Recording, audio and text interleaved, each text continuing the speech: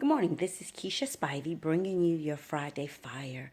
As I laid in the bed this morning, I kept hearing, "Your presence is heaven to me," just in my spirit. And I laid there and I hummed it and I marinated on it and I meditated on it till I got out of bed this morning. I went in and started getting dressed and getting prepared, and that was still just kind of humming along in my spirit. And so when I came downstairs just to spend my time with God, I started thinking on that and marinating on that even the more.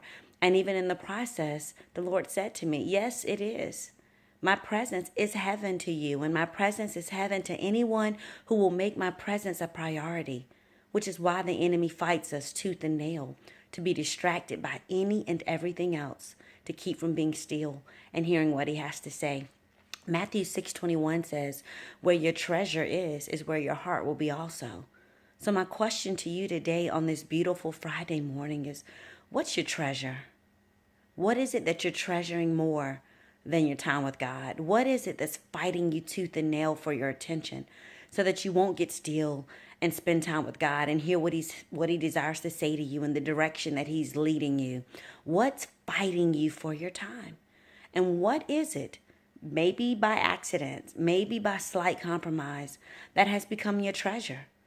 The treasure that owns your heart, the heart that belongs to God. And this morning, even as I thought about that, I had to think about a couple things that have crept into my week that are nothing but devices of distraction. They're good things, but they're not the God thing, which makes it my utmost importance to sit still each day and to say, "God, what is the God thing for today?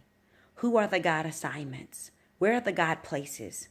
Where is it that I'm supposed to be, and what is it I'm supposed to be doing?"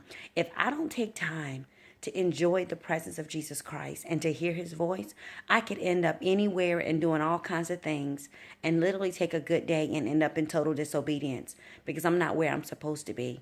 Because partial obedience is disobedience, no matter how you look at it. When my kids were small, Eric and I used to teach them obedience is all the way, right away, and with a happy heart. And the truth be told, none of us can be obedient if we're not spending time getting in front of God and getting in his face and enjoying his presence and finding out what those assignments are. So today's Friday Fire is a challenge to you and a challenge to me to truly, truly make sure where we're putting our treasure, where we're putting our time, where our heart is, that God's there.